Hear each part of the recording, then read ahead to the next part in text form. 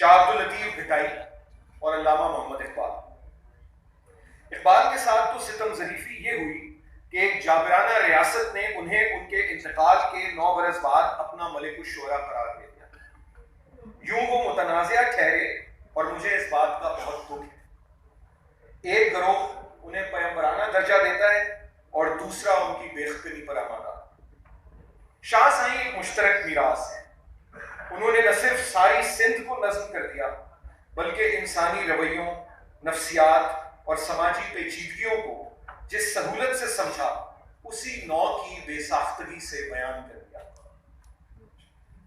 شاہ عبداللطیف بھٹائی کے کلام کے چھتنار درخت کی جڑیں اور مضبوط تنا اپنی دھرتی میں پیوست ہیں، مگر بھری ہوئی شاخیں کل عالم پر سایہ کیے ہوئے ہیں۔